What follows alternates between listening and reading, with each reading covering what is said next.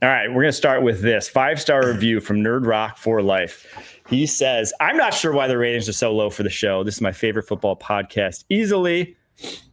I think we know why. We don't have to guess why. Question for Kyle. If you could have a podcast with 3 other O linemen talking about your time in the game, who would they be?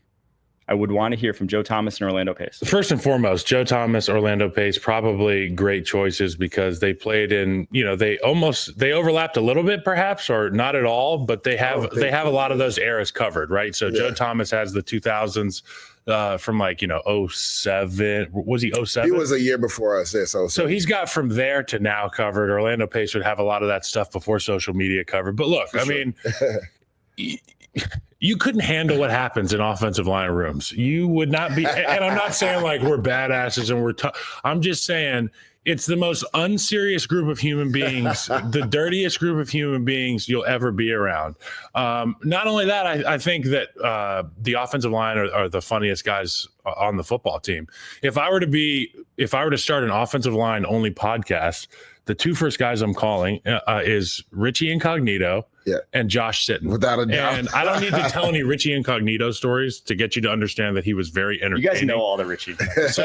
But Josh Sitton was a guy that played in Green Bay, and he was an all-pro. And CF, baby. In my mind, he's a guy that could be in contention for Hall of Fame. But, he was so good. I think he got into the Hall of Fame for Green Bay already. So 2 years ago. So as a player, he's got pelts on the wall. He'd be somebody you'd want to hear from. He got to protect Aaron Rodgers for the lion's share of his career, and got to play next to a lot of really good players. But he played opposite the other guard, TJ Lang, who I have a lot of respect for as well. Another guy that would be a recurring guest on the show is TJ Lang. I swear, Sitton was so good, and this is just an out there take, but because of how he was built, he had that the big spinal curve outward. Yes. He always had his belly pushed out. And so he just had natural leverage because you could just sit on his own. Down on bull. He would, like Jari Evans in New Orleans, would take on a bull rush and bend backwards like a giant rubber band. And then he would just stop the guys in their track. But Josh Sitton, the guy, was more impressive to me than Josh Sitton, the player. And that's saying a lot. Every single day I would come in the building looking forward to what Josh Sitton, the salty old vet, had to say. What was he going to bitch about today? What was he going to call Dowell Loggins, our offensive coordinator, on in the meeting?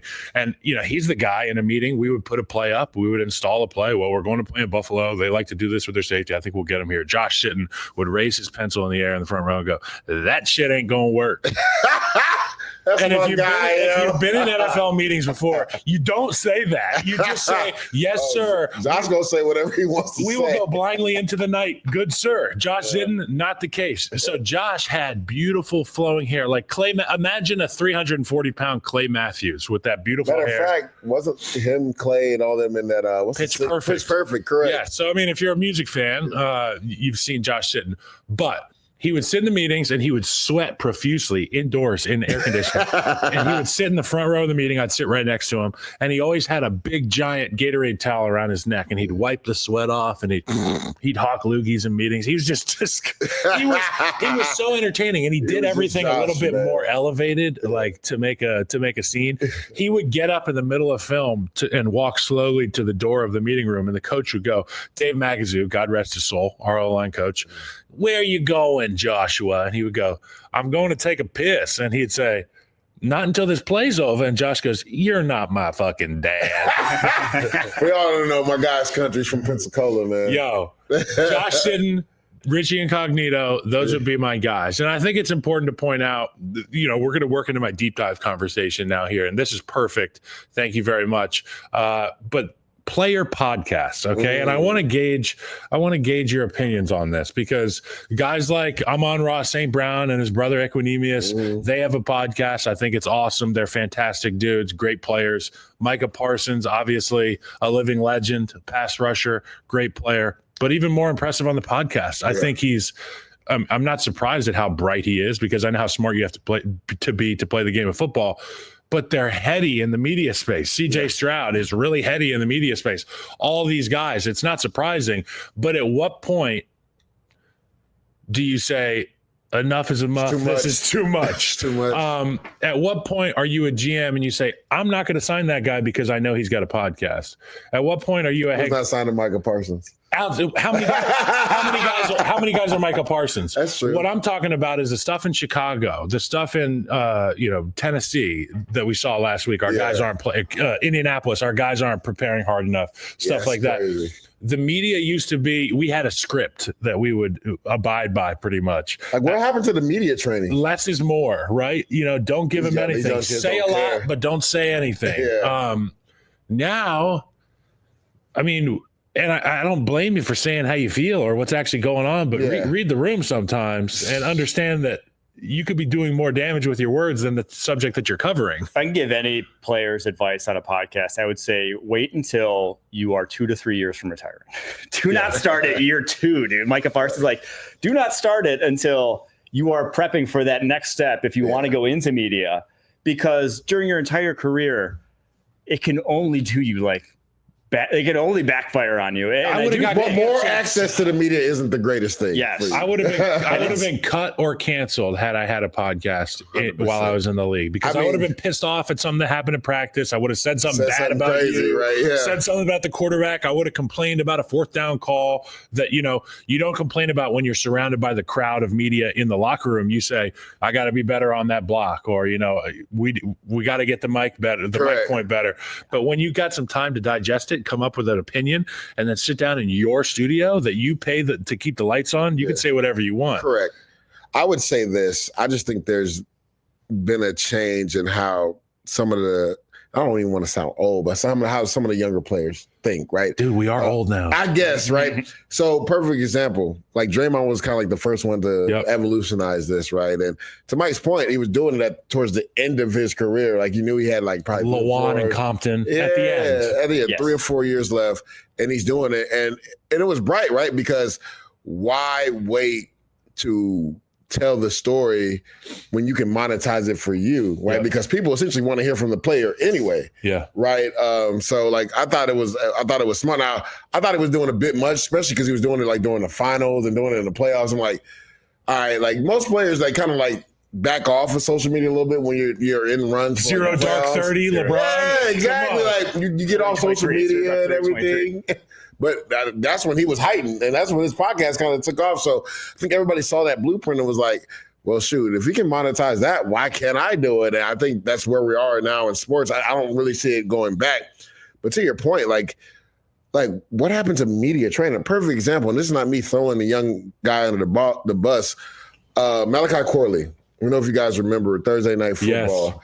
Yes. He gets an end around and drops the ball before crossing the goal line, which, again, coaches preach that every training camp, every practice, run through the end zone before you drop the ball, because I don't understand how this keeps happening in college or in the NFL.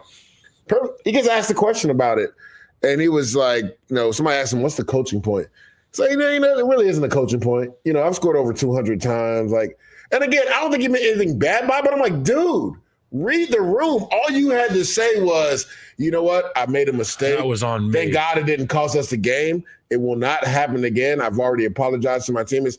And nobody else would have followed up with a question at all. But because that was your answer, you got peppered left and right with questions there's really not a coaching point. I've scored 200.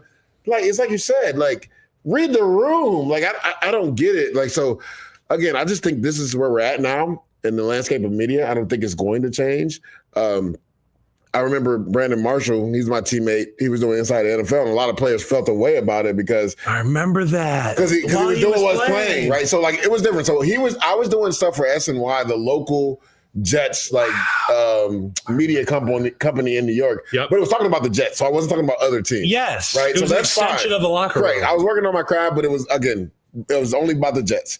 People started feeling away because it's now you're talking about other teams and you have to fly to New York. Or when he was in New York, it was fine. But when he was in Chicago, he was flying to New York.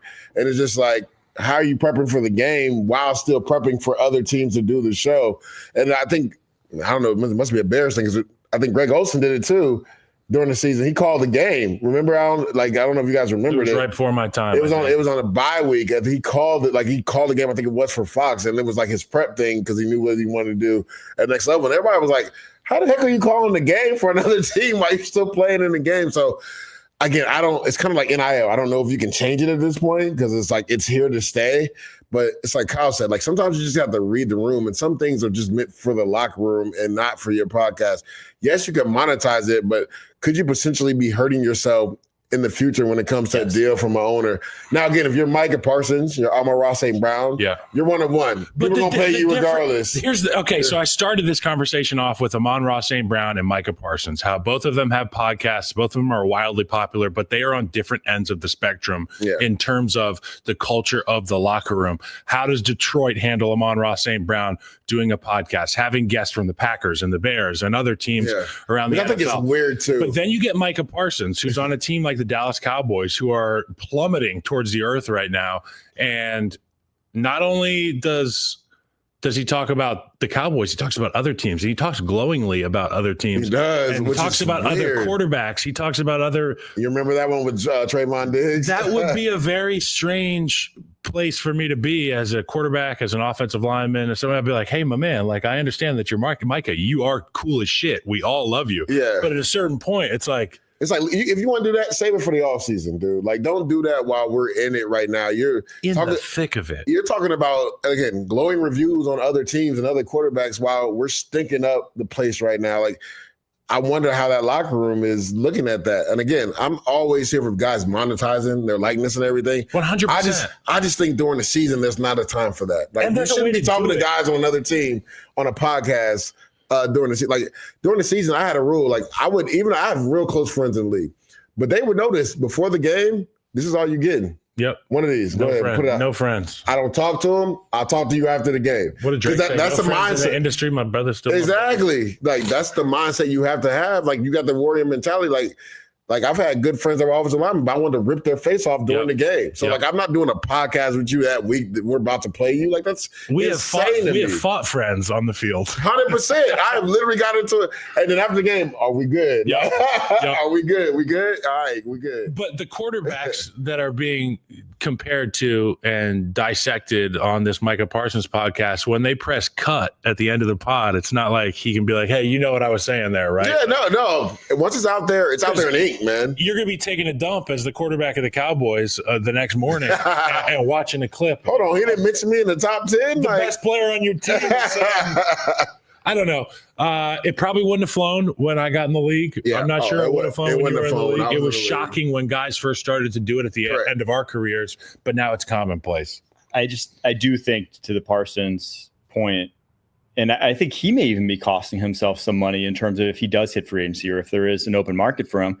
There will be teams that just won't want to pay for a guy, won't want that in their locker room, right? Won't want a guy who's going to go on a podcast and do things of that nature, just like be liable to make a headline week in and week out. They might just be like, I'm not going to pay that guy $50 million, $40 million a year, whatever. So I do think that with the money that it is in NFL contracts nowadays, the money you can get from a podcast pales in comparison. It just pales in comparison. Your risk reward is like so. Unless you're Travis. But again, Travis and Jason did it when they were 34. But they did. It's all about the rule, not the exception. Exactly.